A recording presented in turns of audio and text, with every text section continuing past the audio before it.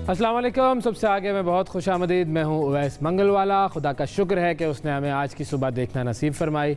आज की सुबह का आगाज़ करते हैं हम जॉन एलिया की शायरी से। और 14 दिसंबर 1931 जॉन एलिया पैदा हुए थे अमरोहा में, भारत में। तो आज के प्रोग्राम का आगाज़ उनकी कुछ खूबसूरत शायरी से। वैसे तो बहुत उनकी शायरी ऐसी है कि जब भी आप पढ़ते हैं आपको मज़ा आता है, और वाकई वो जो ख़याल की एक पेचीदगी है वो उनकी शायरी में नज़र आती है। किससे इजहार मुद्दा कीजिए, किससे इजहार मुद्दा कीजिए, आप मिलते नहीं हैं क्या कीजिए। हो न पाया ये फ़ैसला अब तक, हो न पाया ये फ़ैसला अब तक, आप कीजिए तो क्या क्या कीजिए। आप थे जिसके चारागर वो जवां, आप थे जिसके चारागर वो जवां, सख्त बीमार है दुआ कीजिए। एक ही फ़न तो हमने सीखा है, एक ही फ़न तो हमने सीखा है, जिससे मिलिए उसे खफा कीजिए। है तकाज़ा मेरी तबीयत का, है तकाज़ा मेरी तबीयत का, हर किसी को चिराग पा कीजिए। मुझको आदत है रूठ जाने की, आप मुझको मना लिया कीजिए। मिलते रहिए इसी तपाक के साथ, मिलते रहिए इसी तपाक के साथ, बेवफाई की इंतहा कीजिए।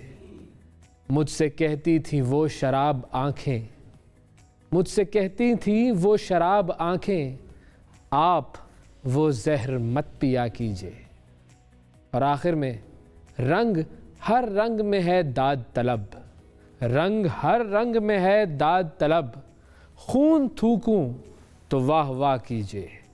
जॉन एलिया की खूबसूरत शायरी से हमने आज के प्रोग्राम का आगाज़ किया। यही यूँ कह लीजिए कि वो आज की काम की बात, काम की शायरी। बड़े बड़े मैसेजेस होते हैं शायरी में, बड़ी इंटरेस्टिंग बातें होती हैं, बहुत सारे मज़ेदार ख़याल होते हैं। और इसी वजह से हम गाहे बगाहे अपने प्रोग्राम में मुख्तलिफ़ जो पाकिस्तान के और बर्रे सग़ीर के, दुनिया के जो बड़े बड़े शोरा हैं उनका कलाम लेकर आते हैं। हमारे लिए भी तरोताज़गी का बायस होता है और मुझे उम्मीद है कि आप लोगों के लिए भी ऐसा ही होता होगा।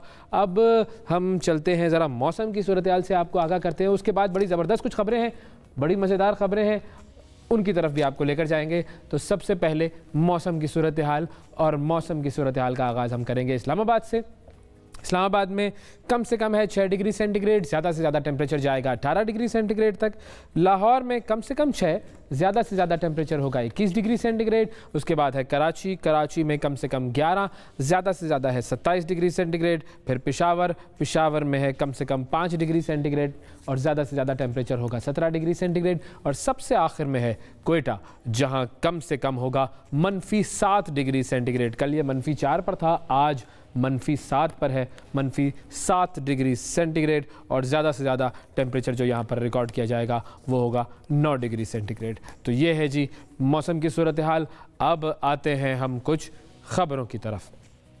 सबसे पहली खबर, पाकिस्तान बमुकाबला वेस्ट इंडीज़ कल पहला T20 इंटरनेशनल मैच हुआ और बड़ा ही अच्छा मज़ेदार मुकाबला था। पाकिस्तान ने बड़ा अच्छा खेला और पहले बैटिंग करते हुए 200 रन्स बनाए। पाकिस्तान के 6 खिलाड़ी आउट हुए थे। और फिर उसके बाद जब वेस्ट इंडीज़ की बैटिंग आई तो वेस्ट इंडीज़ की टीम 19वें ओवर में 137 रन्स बनाकर आउट हुई। पाकिस्तान की जो ख़ास बात थी बैटिंग की वो थी रिजवान की बैटिंग। बड़ी ज़बरदस्त उन्होंने जारहाना इनिंग्स खेली, बहुत अच्छे उन्होंने शॉट्स खेले और कमाल बैटिंग की। और इसके अलावा बाबर आज़म जो है वो कुछ ज़रा आउट ऑफ फॉर्म लग रहे हैं। कल वो कोई रन ना बना सके। हैदर अली ने बड़े ज़बरदस्त इनिंग्स खेली, बहुत धुआंधार उन्होंने छक्के चौके लगाए और एक बड़े ज़बरदस्त बैट्समैन के रूप में वो सामने आए।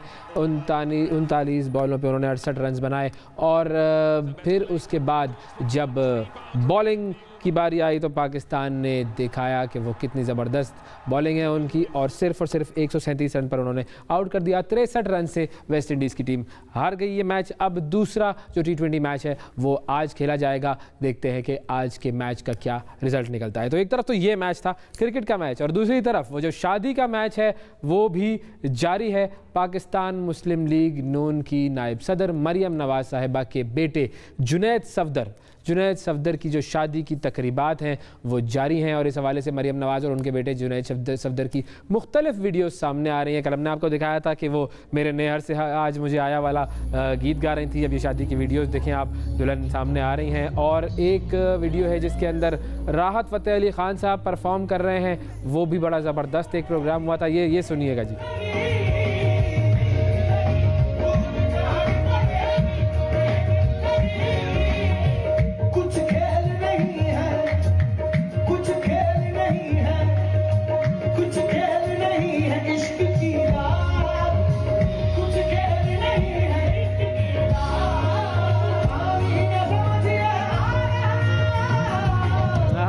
कुछ खेल नहीं है इश्क की आग, पानी ना समझिए आग है आग, कुछ खेल नहीं है इश्क की लाग। अब जुनैद सफदर की एक और वीडियो भी सामने आई है और उसमें वो अपने दादा की कब्र पर सूफियाना कलाम पढ़ रहे हैं। तो ये वीडियो भी सामने आई है और इससे पहले उन्होंने एक वीडियो में बताया था कि वो मानसेरा के सफ़र पर जा रहे हैं और अब जुनैद सफदर की वालिद कैप्टन रिटायर्ड सफदर के हमरा दादा की कब्र पर हाजिरी की एक वीडियो वायरल हो रही है जिसमें उन्होंने सफ़ेद अमामा पहना हुआ है और पीर मेहर अली शाह का वो सूफियाना कलाम पढ़ रहे हैं। ये भी देखते हैं। क्यों दिलड़ी उदास घनेरी लूनू विच शौक चंगेरी अज नैना ने लाया क्यों जड़ियां उस सूरत मैं जाना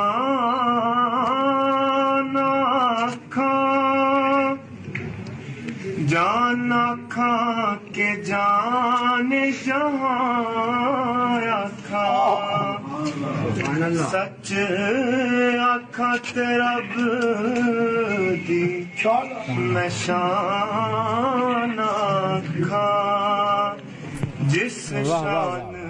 क्या बात है, क्या बात है। अच्छा, आवाज़ के मामले में हमने देखा कि मेरे ख्याल में ये पूरा ख़ानदान जो है उसको ये गॉड गिफ्टेड एक सलाहियत मिली हुई है। हमने मरियम साहिबा को भी देख लिया और उसके अलावा हमने शहबाज शरीफ साहब को भी पहले देखा है, गाने की वीडियोज़ उनकी बहुत सामने आई हैं, गाते रहे हैं वो। फिर उसके अलावा हमने हमजा शहबाज की भी वीडियो देखी जिसमें वो भी गाना गा रहे थे।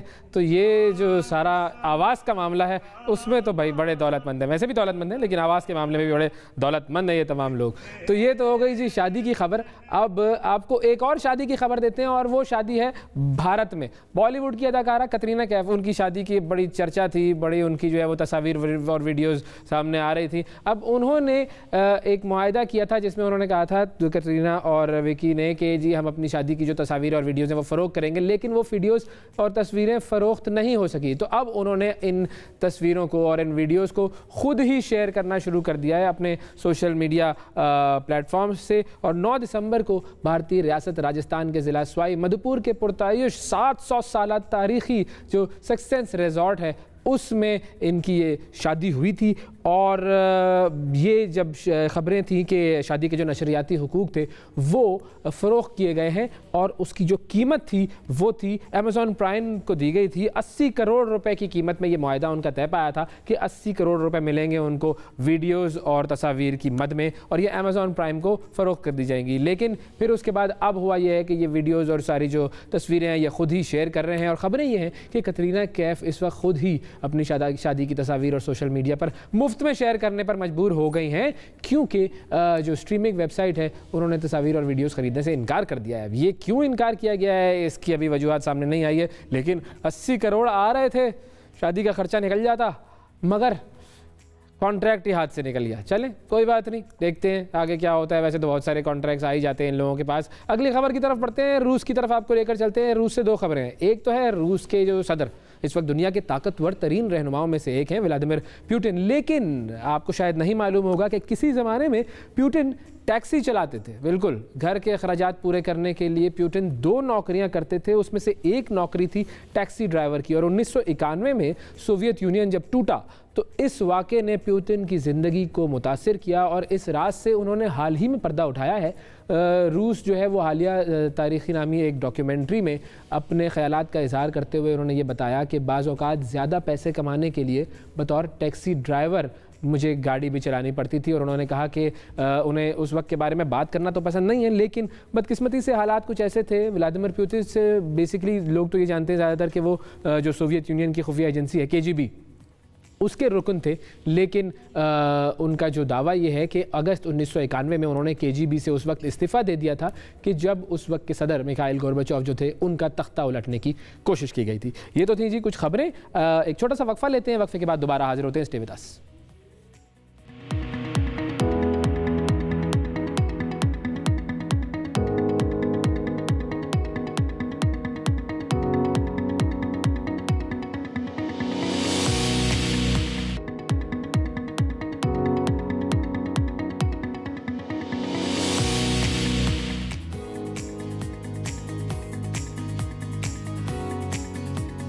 Welcome back. सबसे आगे में एक मरतबा फिर खुशामदीद 25 साला पाकिस्तानी गेमर अरसलान सिद्दीकी, जिनको ऐश भी कहा जाता है, टेकन का बादशाह है। अरसलान ने इस गेम में दुनिया के बड़े बड़े खिलाड़ियों को चित किया है और अब अमरीकी रियासत फ्लोरिडा में होने वाले टेकन के मुकाबलों में 2021 में जो मुकाबले CEO 2021 में अरसलान ने पहली पोजीशन हासिल की है।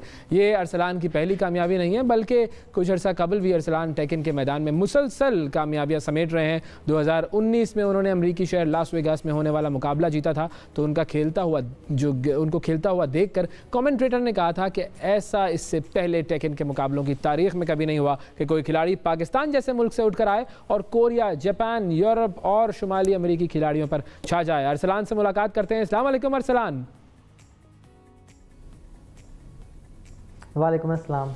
अरसलान, बहुत शुक्रिया प्रोग्राम में वक्त देने के लिए और बहुत बहुत मुबारक हो ये जो आप टेकन के गेमिंग के चैंपियन बन गए माशाल्लाह। जी थैंक यू सो मच। बस अल्लाह ताला का एहसान है। ये अल्लाह ताला का एहसान भी है, बिल्कुल दुरुस्त फरमाया। आपकी मेहनत भी है और आपके वालिदैन की दुआएं हैं इसमें, क्योंकि वालिदैन तो अक्सर मना करते हैं बच्चों को गेम खेलने से। जी जी बेशक, एग्जैक्टली जो मैं खुद भी सोचता हूँ कि इतने लोग आते हैं हर दफ़ा और अल्लाह ताला मुझे जिताते हैं, और इसके अंदर ज़रूरी मेरी अम्मी की दुआ है कि मैंने भी इंस्टा पे स्टोरी भी लगाया कि ये जो भी मैं जीता हूँ मैं अपनी मम्मा की दुआ को ऐसे जीता हूँ कि वो बहुत दुआ करती हैं मेरे लिए हर मैच से पहले। माशाल्लाह। अच्छा ये बताइए, गेमिंग में आपका इंटरेस्ट कब शुरू हुआ? गेमिंग के अंदर मैं जब बचपन से था तभी से मैं गेमिंग कर रहा हूँ। कोई मैं 5 साल का था, नहीं 7-8 साल का था तभी मैं गेमिंग कर रहा हूँ। बचपन से मुझे शौक़ था गेमिंग का। मेरे एरिया के सामने गेमिंग हुआ करती थी, तो मैं स्लीप वॉक भी कभी कभी करके गेमों में जाया करता था। तो शौक़ तो मुझे शुरू से ही है, ये बचपन से मेरा शौक़ था गेमिंग करना। अच्छा, और ये जो टेकन का गेम है जिसके अंदर आपने ये वर्ल्ड चैम्पियनशिप जीती है, इसकी तरफ आप कैसे, इसमें क्या ऐसी ख़ास चीज़ है कि जिसने आपको अट्रैक्ट किया? और ज़ाहिर है गेम्स तो और बहुत सारे हैं। जी टेकन क्योंकि जिस एरिया में था, मैं दरोगे वाले से ताल्लुक़ रखता हूँ, उस एरिया के मेरे घर के बिल्कुल सामने गेमिंग हुआ करती थी। वहाँ पे काफ़ी गेम्स हुआ करती थी जो आप टोकन वाली गेम जिसे कहते हैं। हाँ। तो वहाँ पे टेकन 3 हुआ करती थी उस ज़माने में, मैं छोटा था, तो उस पर बहुत रश हुआ करता था। तो वो चीज़ मुझे कहती थी कि यार इस गेम में ऐसा क्या है, क्योंकि फाइटिंग गेम थी और जो छोटे होते हैं लड़के वो आपस में लड़ा करते थे और खेलने के लिए कि कौन बड़ा प्लेयर है कौन छोटा प्लेयर। तो उस गेम में बड़ा रश था, तो उस गेम ने मुझे बहुत अट्रैक्ट किया और फिर मैंने वो खेलना स्टार्ट कर दी। तो फिर इस तरह ये सिलसिला चलता रहा टेकन का ही। अच्छा, तो जब आप बचपन में गेम की तरफ जाते थे, वो टोकन वाली जो गेम होती है, अक्सर औकात ऐसा होता है मौलवी साहब से पढ़ने जा रहे होते हैं बच्चे सिपारा, तो फिर उधर निकल जाते हैं, ऐसे ही होता था? ये मैं असल में काफ़ी लोगों को पता नहीं, मैं हिफ्ज़ भी करता था। तो ये आपने मौलवी साहब वाली बात की, मुझे अपना वक्त याद आ गया। जब मैं हिफ्ज़ करने जाया करता था तो मैं मदरसे के बजाय गेमों में चला जाया करता था। तो मेरे साथ कई दफ़ा मौलवी साहब भी पीछे गेमों में आ गए थे कि ये अरसलान क्या काम है, बड़ा पढ़ने आया है नहीं, तो मम्मा भी, और ये चीज़ें चलती रहती थी। ऐसा ही था बिल्कुल। तो मार भी पड़ी होगी फिर तो? हाँ, मुझे शायद सबसे ज़्यादा मार पड़ी है गेमिंग से। अच्छा, तो फिर वो किसी को ना पड़ी, मेरी फैमिली वो जो आप मशहूर था, मशहूर नोटोरियस था मैं। अच्छा, तो वो जो आप हिफ्ज़ कर रहे थे वो मुकम्मल हुआ फिर? नहीं, वो गेमों की वजह से नहीं हो सका। मैंने 5 से पार हिफ्ज़ किए थे, अभी भी थोड़े बहुत याद है, लेकिन गेमों की वजह से हिफ्ज़ नहीं हो सका। अच्छा, चलें चलें, अल्लाह ताला ने आपको जिस काम के लिए चुना था वो वाला काम तो आप कर ही रहे हैं। बाकी ये कि ज़ाहिर है कुरान से, दीन से, इस्लाम से हम सबका रिश्ता जो है वो ज़रूरी है। मुझे ये बताइए कि ये वर्ल्ड चैम्पियनशिप जो थी उसमें कितने लोग गए थे, कितनी टीम्स थी, और आपने जो चैम्पियनशिप जीती फिर उसकी कुछ स्किल्स पर भी हम आते हैं। पहले तो ज़रा उस मुकाबले की तफसीलात बताइए। मुकाबला ये हुआ था, दुनिया के अंदर से हर कंट्री से को लोग आए थे, और इसके अंदर जो टेकन का मुकाबला था इसके अंदर 500 से ऊपर अफराद थे जिन्होंने शिरकत की थी, अलग अलग मुल्क से। लेकिन 80% क्योंकि यूएसए के लोग थे, क्योंकि कोविड की वजह से जापान और कोरिया वाले लोग नहीं आ सके थे।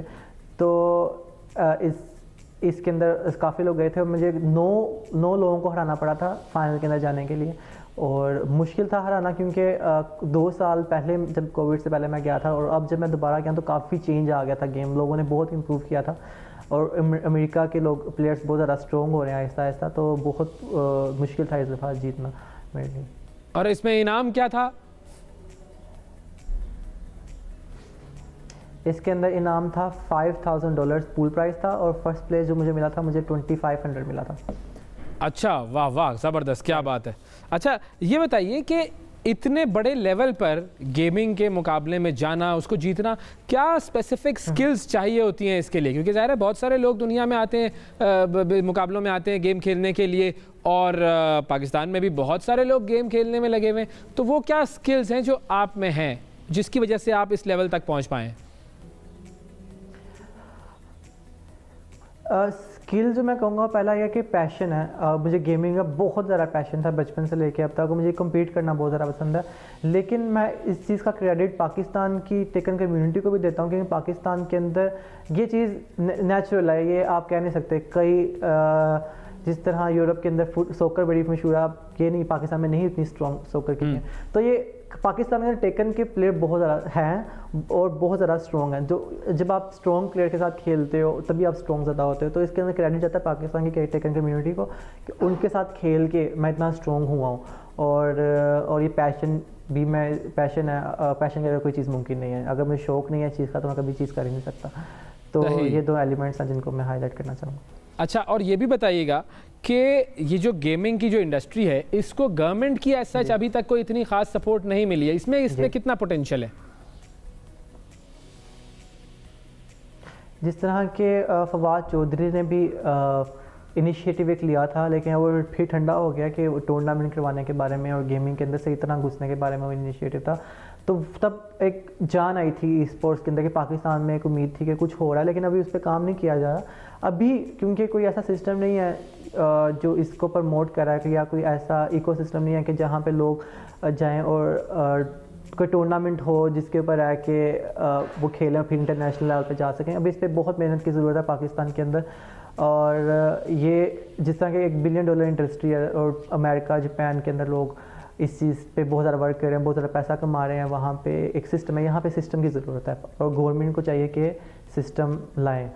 तो आपकी मुलाकात अब जो साइंस एंड टेक्नोलॉजी के वज़ीर हैं शिबली फराज साहब, या उनसे कोई कम्युनिकेशन हुई है कि इसके लिए कुछ करें? क्योंकि आप तो पाकिस्तान के, यूँ कह लीजिए, गेमिंग में ब्रांड एम्बेसडर हैं।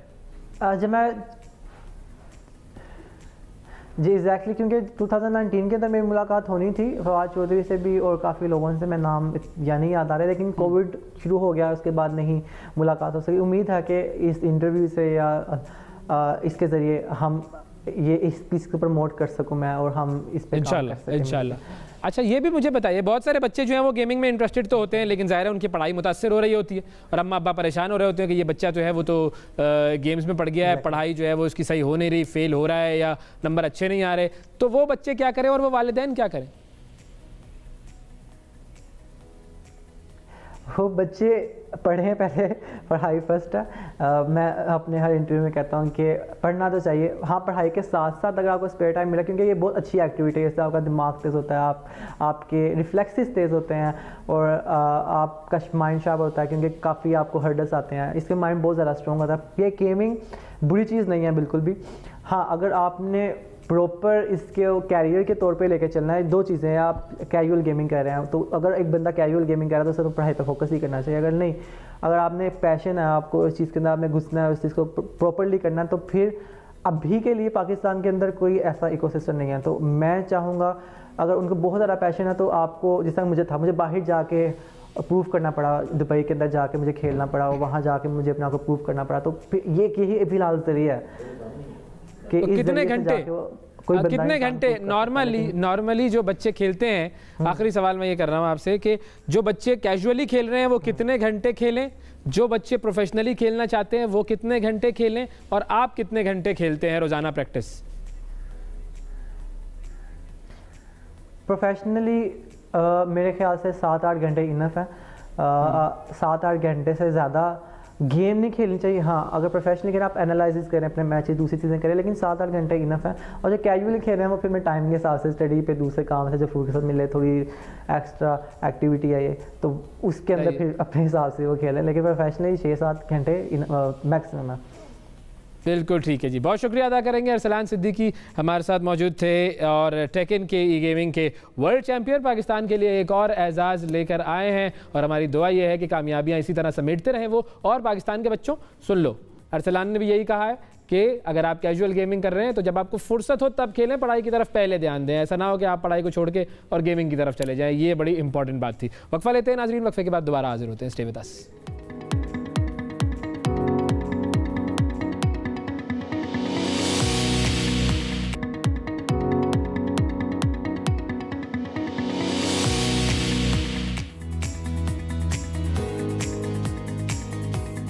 वेलकम बैक जी। सिंध में इस वक्त सूबाई हुकूमत और अपोजिशन आमने सामने है। सिंध असेंबली में अपोजिशन की हंगामा आराई और एहतजाज के बावजूद बल्दियाती तरमीमी बिल मंजूर कर लिया गया। इस बिल को अपोजिशन ने पीपल्स पार्टी का काला कानून करार दिया है। बिल की मंजूरी के दिन वज़ीर आला सिंध मुराद अली शाह ने अपने खिताब में कहा कि सिंध पर वफाक का कब्ज़ा है, और साथ ही साथ उन्होंने ये भी कहा कि अपोजिशन से उन्होंने ये बात की कि तुम लोग अक़लियत में हो, अक़लियत में ही रहोगे, कभी फ़ैसले नहीं करोगे। इसी हवाले से हम बात करेंगे। हमारे साथ MQM के रहनुमा और MNA जनाब उसामा कादरी साहब मौजूद हैं। अस्सलाम वालेकुम। वालेकुम अस्सलाम। उसामा साहब बहुत शुक्रिया प्रोग्राम में वक्त देने के लिए। बिलावल भुट्टो साहब तो कहते हैं कि जी ये जो हमने ऑर्डिनेंस, जो तरमीमी एक्ट है, ये बड़ा फ़ायदेमंद है। आप लोग इसको काला कानून कह रहे हैं, इसमें ऐसी प्रॉब्लम क्या है कि जिसकी वजह से आप इसे काला कानून कह रहे हैं? बहुत शुक्रिया अवैस भाई। इसमें समझने वाली बात यह है कि ये जो आईनी तरमीमी बिल लाया गया है, ये जो है ये बेसिकली ये सिंध के शहरों के लिए और सिंध की आवाम के लिए इंतहाई तकलीफ का बाइस है। देखिए 2013 का जो बल्दियाती एक्ट था उसके जरिए इन्होंने जो है वो तमाम तर इख्तियारात, चाहे वो वाटर बोर्ड हो, मास्टर प्लान हो, KDA हो, दीगर MDA हो, LDA हो, और दीगर ये तमाम इख्तियारात जो है वो मेयर से छीन कर सूबाई हुकूमत के पास आ गए थे। अब ये इन्होंने सबसे अहम तरीन चीज़ ये की है इसमें कि हम जो है वही निज़ाम के जो परवेज़ मुशर्रफ का कानून था कि जिसमें टाउन सिस्टम और सिटी गवर्नमेंट हुआ करती थी, तो हम उसको वापस लेकर आ रहे हैं। तो उन्होंने उसको लाने के बजाय इस नए निज़ाम के जरिए इन्होंने जो है उसको भी, और जो बकिया जो रह गई थी चीजें उसको भी छीनने की कोशिश की। मिसाल के तौर पर जो हॉस्पिटल्स, जो स्कूल्स, जो बल्दियाती इदारे चलाया करते थे वो भी ले लिया है। जो इदारे जो है जैसे हॉस्पिटल हार्ट एंड डिजीज जो है हॉस्पिटल, ये जो है KMC ने अपने दौरे हुकूमत ने बनाया था और KMC उसको फंडिंग करती थी, उस तक को उन्होंने ले लिया। और जहां तक ये इस बात का ताल्लुक है कि हम जो है टाउन सिस्टम वापस लेकर आ रहे हैं, तो जनाब परवेज मुशर्रफ का जो टाउन सिस्टम था उसमें फाइनेंशियल इख्तियारात और इंतजामी इख्तियारात, माली इख्तियारात वो तमाम टाउन्स को हासिल थे। पुलिस उनके आगे जवाब देती, उन्हें अपने तमाम तर काम करने में किसी सहारे की ज़रूरत नहीं होती थी। वो तमाम तर इख्तियारात इस्तेमाल करते हुए इलाके की आवाम को सहूलतें भी पहुंचा रहे थे, और उस निज़ाम के तहत जो एक बेहतरीन निज़ाम जो है वो मारिद वजूद में आ गया था। लेकिन 2013 में इन्होंने वही पुराना सिस्टम लाकर नौकरशाही को जो है फिर इस शहर पर और सिंध पर मुसल्लत कर दिया। और जहां तक मुराद अली शाह साहब का ताल्लुक है, वो ये कहते हैं कि हम कुछ सोचने पर मजबूर हो जाएंगे, तो हमें मालूम है कि आपने 1970 में भी सोचा था और उस पर अमल कर दिखाया। 18वीं तरमीम की आड़ में आपने रियासत के अंदर रियासत कायम की और अब इस तरह काले कानून लाकर आप जो है सिंध के शहरी इलाकों की आवाम को आप गुलाम नहीं बना सकते। आप बिलावल साहब जो हैं वो तो आप लोगों पर डायरेक्ट हमला करते हैं कि जी पाकिस्तान के खिलाफ नारे लगाने वाले जो हैं उनको तो इस तरह की बात करनी नहीं चाहिए। जी हाँ, पाकिस्तान के खिलाफ अगर नारे जो है जो आज लगाए जा रहे हैं वो तो सारे के सारे जो है पीपुल्स पार्टी की बी टीम और उसके इमा पर लगाए जा रहे हैं। ऐसा आज तक पाकिस्तान सिंध के शहरी इलाकों में कभी नहीं हुआ कि सिंधु देश के नारे कराची शहर की गलियों में और सड़कों पर लगाए जा रहे हो और इंतजामिया खामोश हो। इसका मतलब यह है कि हुकूमत की आशीर्वाद और इंतजामिया की मिली भगत के साथ ये पाकिस्तान की आवाम को और मुक़्तदर इदारों को बताने की कोशिश की जा रही है कि हम अब ये सोचने पर मजबूर हो गए कि हम जो है नया सिंधु देश बनाने जा रहे हैं। तो मैं समझता हूं कि पाकिस्तान को तोड़ने वाले ही अब इस बाकिया मानदा पाकिस्तान को तोड़ने की कोशिश कर रहे हैं। तो अब ये जो बिल है इसके ऊपर तो सिंध हुकूमत ये कहती है कि गुज़िश्ता 8 महीने से ये तैयार किया जा रहा था और इसके ऊपर मशवरे भी ले रहे थे। तो जब मशवरे हो रहे थे तब ये सारी बातें उन्होंने सुनी थी या नहीं सुनी थी, और अगर सुनी तो फिर ये इम्प्लीमेंट क्यों नहीं हुई? देखिए, मुराद अली शाह साहब जो हैं जो बात कर रहे हैं वो उस शख्स के शागिर्द हैं जिसने झूठ में PhD की हुई है। तो मुराद अली शाह साहब, आप इन बातों के जरिए सिंध के शहरी इलाकों के अवाम को की आंखों में धूल नहीं झोंक सकते कि हमने जो है मुशावरत। मैं ये कहता हूं कि मुशावरत की जरूरत ही नहीं। आप जो बुनियादी हुकूक सिंध के शहरी इलाकों के हैं, सिंध का एक एक फर्द जो अपने शहरी हुकूक को हासिल करने का मांगने का मुतालबा कर रहा है, आप उसको दे दीजिए। आपको अपोजिशन से मिलने की उसके साथ बैठने की और बात करने की जरूरत ही नहीं है। आपने तो तमाम तर हुकूक सल्ब कर लिए और अब आप ये कहते हैं कि तुम अकलियत में हो और कभी भी फैसले करने के काबिल नहीं रहोगे। तो मैं समझता हूं कि अगर आज मर्दमशुमारी जो है वो सही मानों में कर दी जाए तो सिंध के शहरी इलाके के लोग बता देंगे कि कौन अक्सरियत में है और कौन अकलियत में है। बिल्कुल ठीक। लेकिन और फाइनली मैं ये पूछना चाहूंगा आपसे कि अब तो ये बिल या एक्ट आ गया ना, तो अब आप लोग क्या करेंगे? देखिए, बिल ये तो आ गया, ये ले आए, लेकिन उन्होंने अपनी हट धर्मी की शहरी इलाकों की ख्वाहिशात और उनकी तवक्कुआत को नजरअंदाज करते हुए ले आए। लेकिन अगर इस वक्त खास तौर पर कराची की वो तमाम सियासी जमातें हैं वो जो है एक पेज पर हैं और वो सब की सब इसको काला कानून कह रही हैं, तो इंशाल्लाह अगर ये फैसला इस तरह से नहीं होगा तो फिर ये रोड पर होगा। और अब जो है लोग रोड पर निकलने को तैयार हैं और इंशाल्लाह। और आप लोग निकालेंगे उन्हें? जी हाँ, बिल्कुल बिल्कुल, अब पब्लिक रोडों पर आएगी। बहुत शुक्रिया अदा करेंगे जी। उसामा कादरी साहब हमारे साथ मौजूद थे और सिंध में जो लोकल गवर्नमेंट का जो तरमीमी एक्ट नाफिज किया गया उस हवाले से बात कर रहे थे। वक्फा लेते हैं, वक्फे के बाद दोबारा हाजिर होते हैं।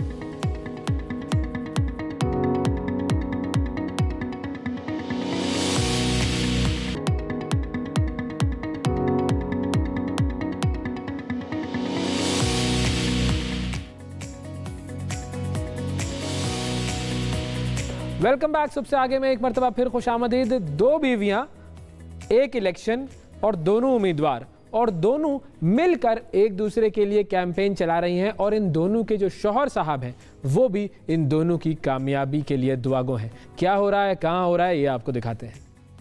शौहर की दुआ मेरी दोनों बीवियां इलेक्शन जीत जाएं। जी हाँ, खैबर पख्तूनख्वा में सियासत, इत्तफाक और इत्तेहाद की अनोखी कहानी, जिसमें बल्दियाती इंतखाब में 2 सोतने एक साथ मैदान में एक दूसरे के लिए वोट की मुहिम चलाती हुई नजर आ रही हैं। इस अनोखी कहानी के इंतखाबी पोस्टर में दोनों बीवियों को नाम से नहीं, ज़ोजा अव्वल और ज़ोजा दोम से मुतारिफ कराया गया है। दोनों का इंतखाबी निशान बाल्टी है। दोनों सोतने एक दूसरे के लिए इंतखाबी मुहिम भी चला रही हैं।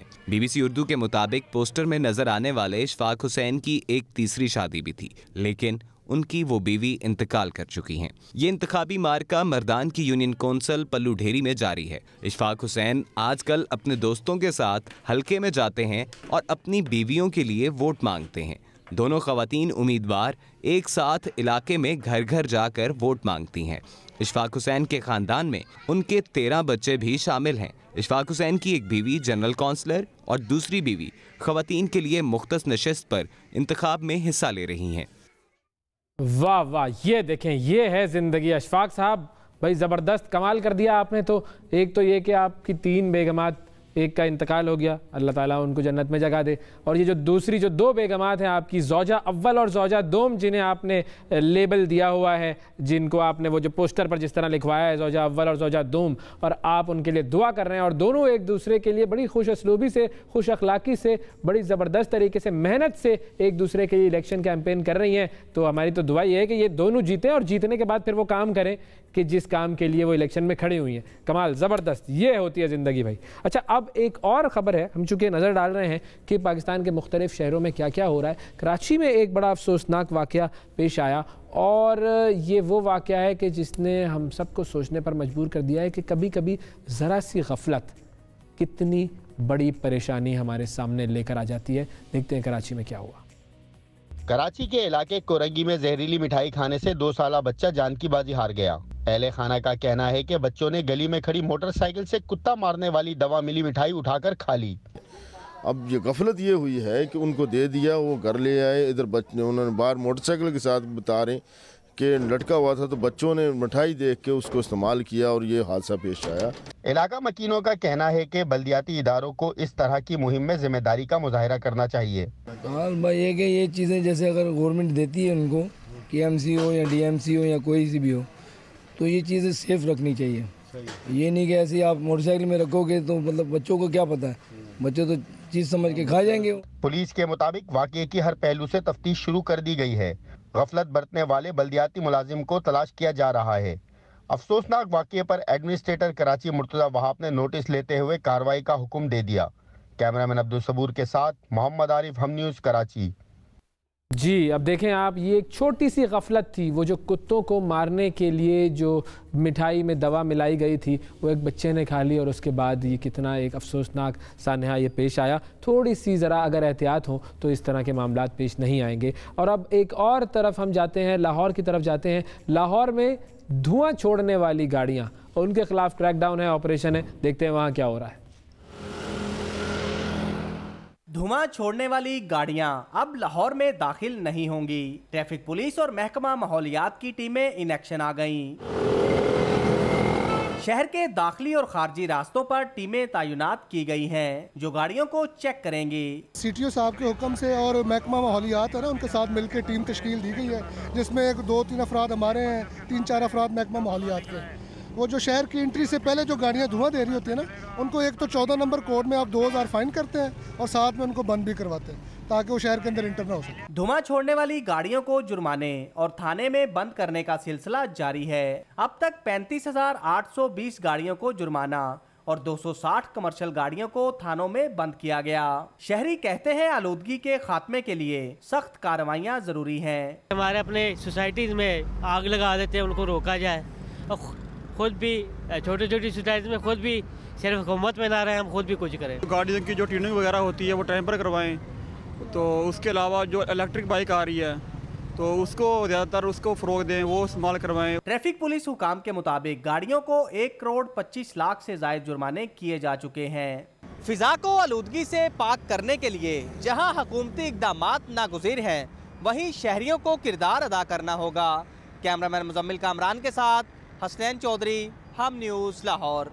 लाहौर में जिस तरह का ये सिलसिला शुरू किया गया है, जिस तरह का ये ऑपरेशन जारी है, उसी तरीके से बाकी शहरों में भी होना चाहिए, क्योंकि हम सब जानते हैं कि वो जो धुआं छोड़ने वाली गाड़ियां हैं वो आपको जा बजा हर जगह नज़र आती हैं, पूरे पाकिस्तान में आपको नज़र आती हैं वो। और अक्सर तो गाड़ियां, और ख़ासतौर पर अगर मैं कराची की बात करूं, कराची में तो बसेस की जो हालत है, वो जिस तरीके से वो धुआं छोड़ रही होती हैं, आपको धुआं ही नज़र आ रहा होता है, उसके अंदर बस जो होती है वो नज़र नहीं आती। थोड़ी देर में जब धुआं ज़रा ख़त्म होता है तब आपको नज़र आता है कि अरे इस धुएँ में तो बस भी थी। इस कदर ज़्यादा ख़तरनाक सूरत हाल है, और ये हमारे इन्वायरमेंट को किस तरह डैमेज कर रहा है ये हम सब जानते हैं। और इसीलिए फिर वो जो दरख्त लगाने वाला जो प्रोग्राम है, जो हमारी माहौलियाती आलूदगी से बचने के लिए कोशिशें, वो बड़ी ज़रूरी हैं, और उसमें ये एक बहुत अहम काविश है। तो ये बाकी शहरों में भी शुरू होना चाहिए और तमाम जगहों की पुलिस को इस तरह की एक्टिविटी करनी चाहिए। वक्फा लेते हैं, वक्फे के बाद दोबारा हाजिर होते हैं। स्टे विद अस।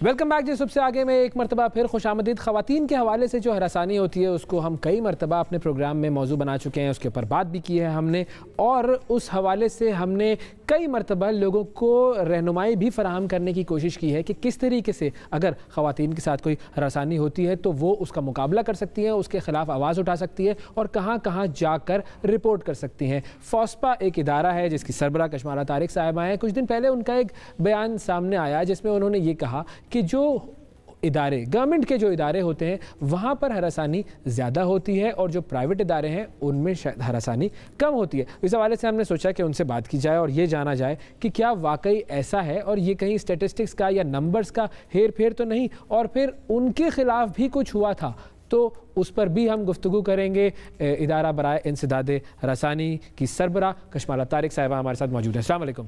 जी वालेकुम सलाम। कैसी हैं आप? Very well, thank you. बयान आपका जो है वो एक मरतबा फिर मीडिया पर गर्दिश कर रहा है। वो पहले चाय पिलाने वाला बयान था एक आपका जो गर्दिश कर रहा था, अब ये बयान है। इस बयान का मकसद क्या है कि अगर हम कंपैरिजन करें गवर्नमेंट इदारों में हरासानी वर्सेस प्राइवेट इदारों में हरासानी, क्या कहते हैं नंबर्स, क्या कहते हैं? थोड़ा सा आप इसको गलत समझ गए जी।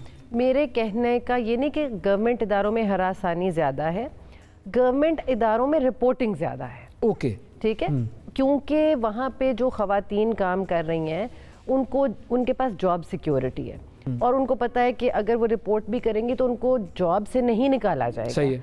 प्राइवेट सेक्टर में ये है कि वो बेचारी जरूरत ही नहीं करती रिपोर्ट करने का, क्योंकि उनको पता है कि सेठ ने या बॉस ने अगले दिन अगले घंटे फारिग कर देना है कि हाउ डेयर यू। 1 हैरेसमेंट करने वाला भी बॉस है, 2 कंप्लेन किसके पास करें, 3 प्राइवेट सेक्टर है तो अगर वो किसी छोटे सेटअप में काम कर रही हैं तो वो उसको उठा के बाहर फेंक देंगे। और चौथा ये कि उनको, अक्सर लोगों को अभी तक ये नहीं पता कि हरासानी यानी हैरेसमेंट का एक इदारा है जहाँ पे वो रिपोर्ट करें और 2 महीने के अंदर इंसाफ मिलता है और अगले का या तो हम कारोबार बंद कराएंगे या हम उसको, अगर नौकरी पेश है तो उसको नौकरी से बर्खास्त करेंगे या उससे हम कमिटमेंट लेंगे कि आइंदा ऐसे नहीं होगा। सही, तो हम विक्टिमाइजेशन को भी फॉलो अप करते हैं कि कहीं उसकी रिपोर्ट करने के बाद उसको विक्टिमाइज तो नहीं किया जा रहा कि हाउ डेयर यू, तुमने रिपोर्ट की थी अब तुम भुगतोगी। हम एक काम करते हैं, फोन लाइंस भी अपनी ऑन कर देते हैं, उससे ये होगा कि अगर किसी खवातीन को अपना कोई इशू डिस्कस करना हो और वो किसी इदारे में काम करती हो तो मे बी वो भी हमारा प्रोग्राम देखते हुए अगर चाहें तो मदद, बल्कि आप हमारी नीचे हेल्पलाइन भी चला सकते हैं। बिल्कुल बिल्कुल, www.gov.fospa.gov.pk ये भी चला दें ताकि ये हमारे जो नाजरीन है वो देख सकें। क्योंकि हमारे यहाँ ऑनलाइन कंप्लेंट भी लेते हैं, तो वो आराम से कर सकती हैं, अपना फ़ोन खोलें, कंप्यूटर पे बैठे और ऑनलाइन कंप्लेंट करें। और उसके बाद ना वकील की ज़रूरत है, हम डिस्करेज करते हैं वकला को लाने की, ताकि क्योंकि उनके एक्सपेंस बचे। हम स्काइप पे भी केसेस सुनते हैं तो उनको फैसिलिटेट करने की। अच्छा, मुझे ये बताएं, जो अब हम बात कर रहे थे गवर्नमेंट इदारों की वर्सेस प्राइवेट इदारों की, तो इसका मतलब ये हुआ, जो बयान का मतलब था आपके वो ये था कि गवर्नमेंट इदारों में सिक्योरिटी ज़्यादा है तो इस वजह से the women they come out and they tell कि भाई ये हुआ है हमारे साथ, और फिर उसकी इंक्वायरीज वगैरह का प्रोसीजर वहाँ पर वो आपको कितना लगता है कि वो दुरुस्त में जाता है, वहाँ पर इशूज़ नहीं होते? अच्छा, अभी ये कि 2 तरीके, एक तो ये कि हर इदारे में, इवन आपके यहाँ हम टीवी, हर इदारा जहाँ वो जो वर्क प्लेस है वहाँ पे एक हैरेसमेंट कमेटी होनी लाजमी है। हम बारहा बताते हैं 3 लोगों की, जिसमें मिनिमम 1 खातून का होना लाजिम है। 2 भी हो सकती हैं और 1 मर्द हो सकता है, लेकिन बैलेंस होना चाहिए। मतलब 1 मर्द और 2 औरत या 2 औरतें और 1 मर्द, ये मस्ट है। तो वो इदारे के अगर हैरेसमेंट कमेटी के पास पहले कंप्लेंट करती हैं, वो खुद उसको निपटा लें, वेरी गुड।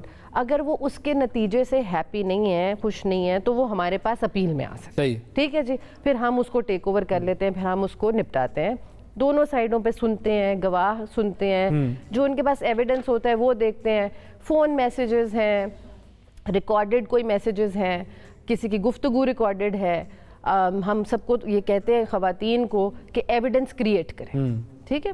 और अगर आपके पास इस तरह की चीज़ नहीं तो गवाह बनाएं, आपके साथ कुछ ऐसा हो तो बाहर आके शेयर करें, ताकि जब हम उनको बुलाएं तो वो गवाही दे सकें कि जी ऐसा हुआ था और इन्होंने हमसे मेंशन की थी ये बात। बिल्कुल ठीक। तो women have to be smart कि इस चीज़ को सहना नहीं है। आप स्मार्टली, अगर अगला बंदा आपकी ज़िंदगी तंग कर रहा है तो आप उस चीज़ को रिकॉर्ड पे लाएं, स्मार्टली टैक्टफुली उसको हैंडल करें, सबूत लें और फिर उसके बाद फिर उसकी ज़िंदगी मुश्किल हो जाएगी। अच्छा, जो रिपोर्टिंग मैकेनिज्म्स हैं वो आपने कहा कि गवर्नमेंट इदारों में ज़्यादा बेहतर है, वहाँ पर कमेटीज़ बनी हुई हैं बाय लॉ? जी, हमें कंप्लायंस की रिपोर्ट्स आती हैं, बिकॉज हम हर इदारे को लिखते हैं कि आप अपनी कमेटीज़ को इंटैक्ट करें, फिर उनकी कंप्लायंस रिपोर्ट आती है कि जी हमने 3 बंदे नॉमिनेट किए हुए हैं, ये हमारी। अब हम अभी जनवरी में अगले साल के अंदर हम एक वर्कशॉप कंडक्ट करने जा रहे हैं सारी कमेटीज़ का, गवर्नमेंट के इदारों की। उससे इसी तरह हम चाहते हैं कि जितने प्राइवेट सेक्टर भी है वो भी अपनी इन कमेटीज़ को इंटैक्ट करें, फाल बनाएं, ताकि अपने इदारे के मसाइल वो अंदर ही हल कर लें। अब जैसे बड़ी ऑर्गेनाइजेशंस हैं जिनको आप कहें जो फ्रेंचाइज्ड है, उनके वो ISOs और प्रोसीजर्स बहुत अच्छे हैं, उधर कम हैरेसमेंट होती है, ठीक है जी। लेकिन हैविंग सेड दैट, फिर भी लोग खवातीन को टारगेट करते हैं, प्रमोशन नहीं देंगे। अगर वो चाय पीने नहीं गई, जो आपका फेवरेट जुमला है, ठीक है, अगर उनके मैसेजेस का रिप्लाई नहीं आया, तो जिसको हम कहते हैं आम अवान में, आम जबान में कि ठरक नहीं लगवाई, तो उसको वो कहेंगे इसकी ट्रांसफर कर दो, इसको अच्छी पोजीशन पे ना बिठाओ। वो दबे लफ्जों में और वो जो लोगों के एंगल्स हैं वो अपना वेनम इस तरह खवातीन पे निकालते हैं। बिल्कुल। तो हमें वो उनको डराना है कि भाई अब ऐसे नहीं हो सकता, अब they are empowered and they can come to FOSPA, ना सिर्फ फॉस्पा, चारों सूबों में प्रोविंशियल ओम्बड्समैन भी। सही है, बिल्कुल, ताकि आपको हर जगह पे हमारे रीजनल ऑफिसेज भी हैं फॉस्पा के और प्रोविंशियल ओम्बड्समैन भी हैं। अच्छा, एक चीज़ जो मैं पूछना चाहूँगा, ज़रा वो पर्सनल इशू, आपका जब इशू जो एक्सीडेंट हुआ था, आपके बेटे का सारा मामला हुआ था, उस बेटे का नहीं हुआ था, हमारा आपका। हाँ बिल्कुल। अब वो जब एक्सीडेंट हुआ तो मेरी पर्सनल ऑब्जर्वेशन ये थी कि मीडिया पर आपको बहुत ज़्यादा हाईलाइट भी किया गया, टारगेट भी किया गया, टारगेट का लफ्ज़ इस्तेमाल कर सकता हूँ मैं, मेरी अपनी ऑब्जर्वेशन थी, लग रहा था ज़्यादा कुछ हाईलाइट किया जा रहा है। बीइंग अ पब्लिक फिगर वो था मामला या कोई वजह थी, तो ये भी एक तरह की हरासमेंट ही हुई ना कि आप उस चीज़ को ज़्यादा हाईलाइट करें, ज़्यादा नेगेटिव कॉनोटेशंस में इस्तेमाल करें। ये क्यों था? अवैस मैं आपको बता नहीं सकती कि हमने कितनी बड़ी प्राइस पे की है, और मेरे से ज़्यादा मेरी फैमिली ने प्राइस पे की है। अगर आप इधर यहाँ पे हल्फ उठवाएं ना, क्योंकि मैं खुद एक जज की पोजीशन में हूँ, तो मैं, मेरे शौहर और ड्राइवर उस गाड़ी में थे, ठीक है, और मेरा बेटा पिछली गाड़ी में था। वीडियोस आ गई, वीडियोस भेरे की आ गई, वीडियो उस जगह की आ गई कि वो बच्चा पिछली गाड़ी से आ रहा है, ठीक है।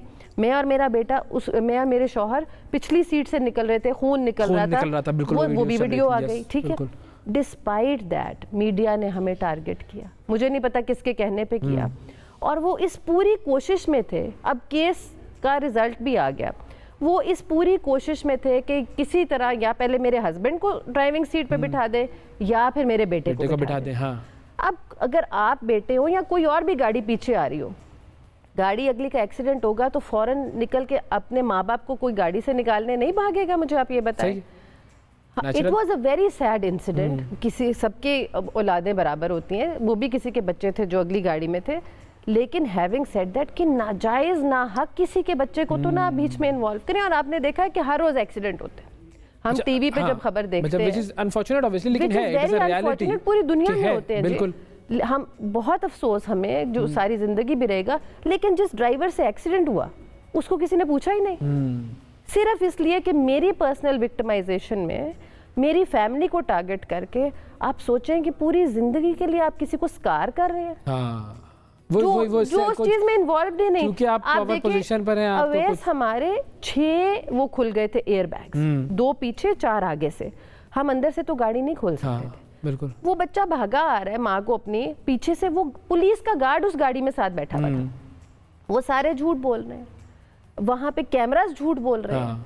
अब उससे ज्यादा और क्या हो सकता है? लेकिन नहीं, बस वो टारगेट करना है, तो फिर तो एक एजेंडा बना लेंगे। 4 दिन मैं हेडलाइंस में चली, हेडलाइंस में प्राइम मिनिस्टर प्रेसिडेंट से ऊपर की हेडलाइन में चली। बिल्कुल ऐसे ही। तो मुझे पूरा प्रेशर किया गया कि मैं रिजाइन करूं, और कुछ केसेस इस नौयत के मेरे पास चल रहे थे जिनके ऊपर मैं सिफारिश नहीं सुन रही थी, तो वो फिर टारगेटिंग वहां से भी आ गई। फिर वो टारगेटिंग वहां से भी आई। अच्छा, एक कॉलर है हमारे साथ में, असद साहब, अस्सलाम वालेकुम।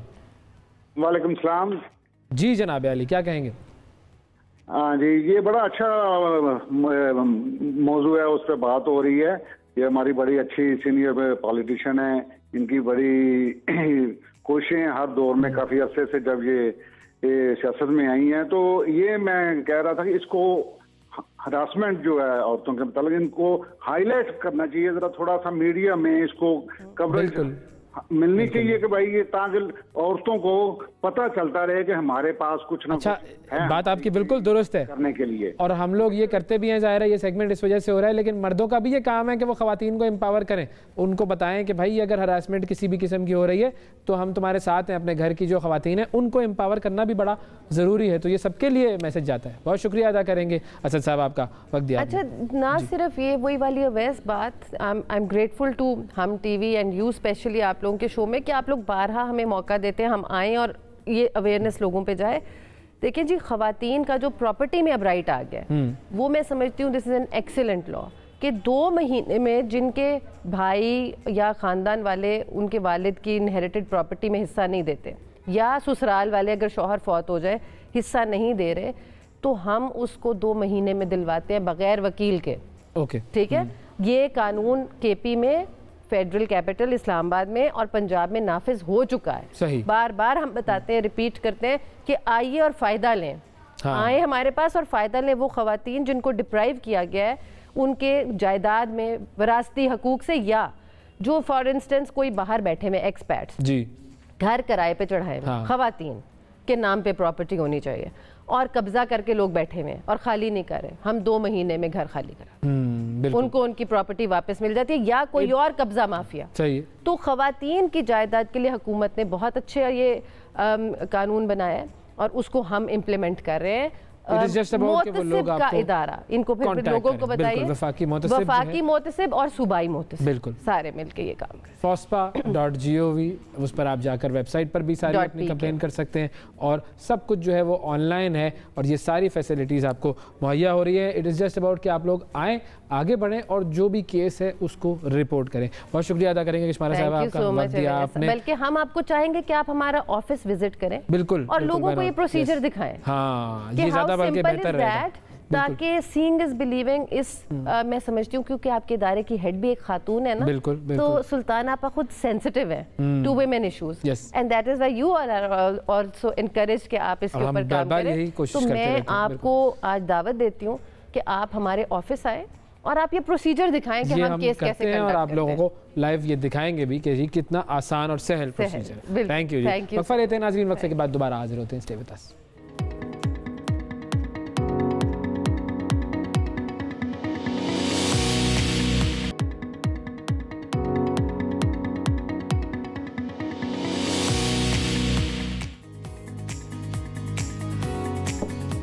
Welcome back. सबसे आगे में एक मरतबा फिर खुशामदीद। अब ज़रा नज़र दौड़ाते हैं यूके बरतानिया की तरफ, जहाँ पर कोरोना के हवाले से इस वक्त नंबर जो हैं वो ख़ास से तशवीशनाक है। कोरोना की नई किस्म जिसको सबसे पहले जनूबी अफ्रीका में दरियाफ्त किया गया था, अब बरतानिया, कनाडा, पुर्तगाल, बेल्जियम और हॉलैंड समेत दुनिया के 60 ममालिक तक पहुँच चुका है ये ओमिक्रॉन वायरस। बरतानिया में कोरोना के तेज़ी से फैलने वाले जो किस्म है ओमिक्रॉन, उससे पहली हलाकत की भी तस्दीक कर दी गई है, जबकि चीन में भी ओमिक्रॉन का केस सामने आ गया है। WHO के मुताबिक, शवाहिद के मुताबिक नई किस्म के खिलाफ वैक्सीन भी मुअस्सर काम नहीं कर रही है, जबकि बरतानवी वजीर सेहत साजिद जावेद ने ओमिक्रॉन को समुंदर में उठने वाली खतरनाक लहरों की तरह करार दिया है कि मुल्क को ओमिक्रॉन की बेरहम लहरों का सामना है। इस वक्त बरतानिया में क्या सूरत हाल है, बरतानिया की इकॉनमी जो है वो भी किस तरीके से मुतासिर हो रही है, इन तमाम हवालों से हम बात करेंगे। हमारे साथ सीनियर सहाफ़ी बरतानिया से मौजूद हैं अतर काज़मी साहब। अस्सलाम वालेकुम। जी वालेकुम सलाम अवैस। अतर साहब, बहुत शुक्रिया प्रोग्राम में वक्त देने के लिए। सबसे पहले तो ये कोरोना के केसेस के हवाले से ही हम बात करें कि इस वक्त क्या सूरत हाल चल रही है, क्या नंबर्स हैं, और ओमिक्रॉन जो है वो भी ख़तरा उसका बहुत ज़्यादा तशवीशनाक हद तक बढ़ चुका है। जी, ओमिक्रॉन जिस तरह आपने बताया कि 60 ममालिक के साथ साथ बरतानिया के अंदर भी पहुंच गया, और गुज़िश्ता अगर आप एक रोज की बात करें तो 50,000 से ज्यादा केसेस रिपोर्ट हुए हैं, और एक हफ्ते की अगर आप बात करें तो 3,60,000 से ज्यादा कोरोना के केसेस बरतानिया में हुए हैं। तो इससे आप अंदाजा लगा सकते हैं कि कितनी तेजी से यहाँ पे दोबारा कोरोना की लहर फैल रही है, और यहाँ पे जो हुकाम है उनका ये कहना है कि ये ओमिक्रॉन इतनी तेजी से फैल रहा है कि अगर अभी कुछ इक़दामात नहीं किए गए तो अगले कुछ आने वाले दिनों के अंदर हम देखेंगे कि रोज 1,000 बंदे इससे मुतासिर होकर अस्पतालों में दाखिल होंगे, जिसकी वजह से हेल्थ सर्विस के ऊपर बहुत ज्यादा बोझ पड़ सकता है। यही वजह है कि हुकूमत ने अब नई रिस्ट्रिक्शंस यहाँ पे मुतारिफ करवाई हैं और लोगों को कहा है कि अगर आप घर से काम कर सकते हैं तो आप घर पे ही काम करें, और उसके साथ साथ बूस्टर वैक्सीन की भी यहाँ पे बड़े पैमाने के ऊपर मुहिम चल रही है इस वक्त। अच्छा, ये मुझे बताइएगा कि अब वैक्सीनेशन भी हुई है, बरतानिया का जो हेल्थ का जो निज़ाम है उसके हवाले से भी बड़ी बातें होती हैं कि जी बड़ा ज़बरदस्त निज़ाम है NHS का, लेकिन उसके बावजूद एक वेव का जाना और फिर दूसरी वेव का इतनी तेज़ी से आना, ये क्या वहाँ पर लोग एहतियात नहीं कर रहे, या क्या वजह है कि जिसकी वजह से वहाँ पर से ये ख़त्म नहीं हो रहा मामला? देखिए, ये बड़ा आपने अहम क्वेश्चन किया, इसलिए कि यहाँ पे मेजॉरिटी जो पॉपुलेशन है उसको 2 डोजेस लग चुकी हैं। उसके बावजूद ये जो नया वेरिएंट आ गया है, इस वेरिएंट की वजह से अब वो जो जिन लोगों को वैक्सीन लगी हुई है वो भी मुतासिर हो रहे हैं। उसके साथ साथ अगर आप एहतियात की बात करें तो एहतियात तो यहाँ पे की जा रही है, लेकिन एक जो इंपॉर्टेंट चीज है जिसकी जानिब बार बार साइंटिस्ट मुतवज्जो करवाते हैं कि जब तक हम सब महफूज नहीं है, कोई भी महफूज नहीं है। अमीर ममालिक ने अपने लोगों को तो वैक्सीन लगा ली हैं, लेकिन ये जो नया वेरिएंट है ये अफ्रीका से आया है जहां पे वैक्सीन लगाने की तादाद बहुत ज्यादा कम है। तो जब तक तमाम दुनिया के अंदर ये इक्वली डिस्ट्रीब्यूट नहीं होगी वैक्सीन और अमीर ममालिक दूसरी तरफ तवज्जो नहीं देंगे, तब तक ये मसला चलता रहेगा। अपने शहरियों को आप 6-6 वैक्सीन लगा लें, अगर नई किस्म आ जाएगी तो फिर दोबारा आप जीरो पे आ जाते हैं। तो ये बड़ी इंपॉर्टेंट चीज है। इस हवाले से इमरान खान साहब भी कहते हैं और दीगर लीडरान ने भी बात की है कि गरीब ममालिक के अंदर भी वैक्सीन की ड्राइव इसी तरह होनी चाहिए जिस तरह अमीर ममालिक में इस वक्त चल रही है। तो इस पर तो WHO ने भी बहुत मरतबा ये बात की है कि अमीर ममालिक की जो एक तरीके से हवस है, जो ग्रीड है, वो सामने आ रही है कि हम अपने आप को सेव कर लें। लेकिन बात दुरुस्त है कि अगर सिर्फ आप अपने आप को बचाने की कोशिश करेंगे तो इसका मतलब यह है कि आप बचे नहीं हैं। अच्छा, अब इस पूरी सूरत हाल में जो इकोनॉमिक सिचुएशन है UK की, उस पर भी बड़ा एक डेंट आ रहा है और उसके भी नंबर्स जो है वो नेगेटिव में जा रहे हैं। जी बिल्कुल, इकोनॉमी बुरी तरह मुतासिर हो रही है। अब जो नई रिस्ट्रिक्शंस लगाई गई हैं उससे भी कहा जा रहा है कि जो हॉस्पिटैलिटी इंडस्ट्री है, दीगर सेक्टर्स हैं, वो दोबारा मुतासिर होंगे। एनर्जी प्राइसेस इतनी ज्यादा बढ़ गई हैं कि बहुत सारी कंपनियां दिवालिया हो गई। अगर मैं आपको अपनी मिसाल दूं, गुज़िश्ता रोज ही हमें लेटर मिला कि हमारे घर में जो गैस सप्लाई करती है कंपनी, वो दिवालिया हो गई है, अब वो काम नहीं कर रही और हुकूमत इस सिलसिले में अब किसी और कंपनी से कहेगी कि वो हमें गैस सप्लाई करे। अगर आप इसको कॉन्टेक्स्ट में देखें तो इस वक्त बरतानिया के अंदर 40 लाख से ज्यादा ऐसे घर हैं जहां पे जो कंपनीज गैस सप्लाई करती थी वो कंपनियां दिवालिया हो गई हैं। तो इतनी ज्यादा प्राइसेस इंक्रीज हुई हैं, तो उसकी वजह से भी इकोनॉमी मुतासिर हो रही है। बहुत सारे ऐसे फैक्ट्रीज हैं जिनको अपने गैस के बिल देने में, दीगर चीजों के बिल देने में मुश्किलात हो रही हैं, वहां पे भी हुकूमत ने उनकी मदद की है। लेकिन उसके बावजूद यहाँ पे आपको पता है कि बरतानिया एक अमीर मुल्क है और अगर गुज़िश्ता बरस के आप फिगर्स को देख लें तो तकरीबन 8 बिलियन पाउंड यानी 10 लाख डॉलर तो ऐसे हैं जो जाया हो गए फ्रॉड के अंदर, इधर उधर लोगों ने जो ग्रांट्स वगैरह लेनी थी उसमें। तो लेकिन इन सब के बावजूद ये हालत है इकोनॉमी की, कंपनियां दिवालिया पे दिवालिया हो रही हैं। इस सारी सूरत हाल में आप फिर अंदाजा लगा सकते हैं कि जो तीसरी दुनिया के ममालिक होंगे उनकी हुकूमतों को कितनी मुश्किलात का सामना। गैस ना होने का रोना रो रहे हैं, वहां गैस है मगर सप्लाई करने वाले नहीं है। जो गैस कंपनियां सप्लाई करती थी वो पीछे ऑब्वियसली वो गैस खरीदती हैं, दूसरे ममालिक से गैस आती है यहाँ पे, जिस तरह पाकिस्तान में भी आपको पता है कुछ गैस बाहर के ममालिक से खरीदी जाती है। तो वो इतनी महंगी हो गई है गैस के, उन्होंने जो मुआहदे किए हुए थे कस्टमर्स के साथ, वो कहते हैं अब उस कीमत के ऊपर हम आपको गैस सप्लाई नहीं कर सकते, और जो इस कीमत पे हम खरीद रहे थे वो भी इतनी ज्यादा पीछे से हो गई है कि उतने पैसे ही नहीं है हमारे पास कि हम पेमेंट करें। तो 40 लाख घर इस वक्त ऐसे हैं जो मुतासिर हुए हैं जहां पे गैस की सप्लाई इस वक्त उस तरह नहीं है जिस तरह पहले आ रही थी। अब हुकूमत इस सिलसिले में आपके यहाँ भी गैस जो है वो कम ही आ रही है। जी गैस मतलब कि ये तो अभी कल ही हुकूमत का लेटर आया कि आप परेशान ना हो, हम कोई ना कोई इंतजाम करेंगे। ये कहा है हुकूमत ने, कहा घबराना नहीं है, घबराना नहीं है बिल्कुल। इस वक्त जो है वो लेटर बल्कि इधर मेरे पास ही पड़ा है, उसके ऊपर लिखा हुआ है कि आपकी कंपनी दिवालिया हो गई है लेकिन परेशान मत हो, हम किसी और कंपनी को हमने कह दिया वो आपको गैस सप्लाई करेंगे, लेकिन जिस रेट के ऊपर पहले मिल रही थी उस रेट के ऊपर नहीं मिलेगी, कीमत पहले से ज्यादा अब अदा करनी पड़ेगी, महंगी हो जाएगी। फाइनली ये बताइए, बोरिस जॉनसन साहब, उनके हवाले से खबरें चल रही थी कि वो तहरीक अदम एतमाद कोई आने वाली है उनके खिलाफ। जी देखिए, ये जिस तरह कोरोना का हमने पहले जिक्र किया, गुज़िश्ता बरस भी यहाँ पे कोरोना की बड़ी खतरनाक लहर थी, हजारों लोग उसमें ऑलमोस्ट डेथ्स हो रही थी रोजाना की बुनियाद के ऊपर। तो उस दौरान वहाँ पे रिस्ट्रिक्शंस थी कि किसी भी जगह पे आप कोई पार्टी वगैरह नहीं कर सकते। उनकी जो 10 डाउनिंग स्ट्रीट है, जो सेक्रेटरीट है वज़ीर आज़म का, वहाँ पे कोई पार्टी वगैरह हुई, स्टाफ की पार्टी, उस हवाले से जब चीजें आप सामने आई हैं तो बोरिस जॉनसन साहब से बार बार ये पूछा गया कि आपको इस हवाले से इल्म था, तो वो इससे इनकार करते रहे। लेकिन जब वो पार्लियामेंट के अंदर आए तो फिर वहां पे आके उनको अपने मौकिफ को तब्दील करना पड़ा, इसलिए कि एक रिवायत है कि आप बाहर जो मर्जी मौकिफ रखें, अगर आप पार्लियामेंट के अंदर झूठ बोलेंगे तो फिर वो अवाम के सामने झूठ बोलने के मुतरादिफ होता है और आपको एक तरह से रिजाइन करना पड़ता है। ये पार्लियामेंट्री नॉर्म्स हैं। पाकिस्तान की तरह नहीं है कि आप पार्लियामेंट के अंदर खड़े होकर कुछ भी कह दें कि ये जराएं वो, तो इस वजह से उनके ऊपर प्रेशर है और बहुत सारे लोग उनको कह रहे हैं कि उनको रिजाइन करना चाहिए, इसलिए कि वो स्ट्रेट फॉरवर्ड नहीं थे अवाम के साथ। देखते हैं जी क्या होता है बरतानिया में। अतर काज़मी साहब, बहुत शुक्रिया अदा करेंगे, आपका वक्त दिया आपने। नाजरीन, वक्फा लेते हैं, वक्फे के बाद दोबारा हाजिर होते हैं।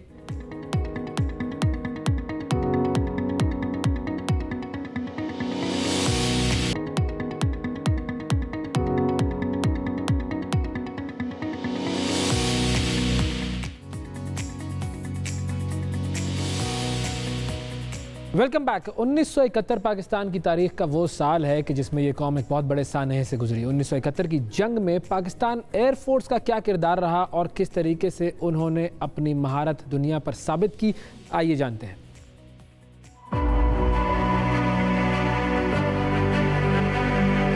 उन्नीस सौ 71 की पाक भारत जंग में पाक फजाइया के 14 फ्लाइंग स्क्वाड्रन ने बढ़ चढ़ कर हिस्सा लिया। हल्की रफ्तार से उड़ने वाले T-33 ट्रेनर तैयारों से लैस नंबर 2 स्क्वाड्रन की क़यादत विंग कमांडर अली असगर रंधावा कर रहे थे। इन जहाज़ों को जंग के मद्देनज़र ग्राउंड अटैक के रोल के लिए खुसूसी तौर पर तैयार किया गया था। आपकी क़यादत में स्क्वाड्रन ने 43 हमलों में हिस्सा लेते हुए दुश्मन को शदीद नुकसान पहुंचाया। 1971 की जंग के दौरान नंबर 5 स्क्वाड्रन सरगोदा में तैनात था। विंग कमांडर हकीमुल्लाह की क़यादत में इस स्क्वाड्रन ने गिना कदर खिदमात अंजाम देते हुए 390 कामयाब मिशन सर अंजाम दिए। इस स्क्वाड्रन का सबसे कामयाब मिशन मुखरिया रेलवे यार्ड को तहस नहस करने का था, जिसकी क़यादत विंग कमांडर हकीमुल्लाह ने बजाते खुद की। अलावा अजी आपके स्क्वाड्रन ने दौरान जंग वतन अजीज का दिफा करते हुए भारत के 3 जंगी जहाज़ों को मार गिराया। जंग के इख्तिताम पर विंग कमांडर हकीमुल्लाह को सितारा जुर्रत से नवाजा गया। चकलाला एयरबेस पर मुतय्यन C-130 तैयारों से लैस नंबर 6 स्क्वाड्रन ने भी जंग में बढ़ चढ़ कर हिस्सा लिया। विंग कमांडर सैयद निसार यूनुस की क़यादत में नंबर 6 स्क्वाड्रन ने 11 बमबारी के कामयाब मिशन सर अंजाम दिए और दुश्मन की बर्री फौज की कमर तोड़ के रख दी। जंग के इख्तिताम पर नंबर 6 स्क्वाड्रन के 3 जुर्रतमंदों को सितारा जुर्रत से नवाजा गया। विंग कमांडर शरबत अली चंगेजी ने कश्मीर और शम सेक्टर में कई कामयाब फजाई हमलों में बतौर स्क्वाड्रन कमांडर क़यादत की और उनकी वलवला अंगेज क़यादत में नंबर 26 स्क्वाड्रन ने दुश्मन के 5 तैयारे मार गिराए। दौरान जंग 2 जांबाज हवाबाजों ने गैर मामूली कारकर्दगी का मुजाहरा करते हुए जाम शहादत नोश किया और उनकी गिना कदर खिदमात के एतराफ़ में उन्हें बाद शहादत सितारे जुर्रत से नवाजा गया। पाकिस्तानी कौम इनको सलाम पेश करती है।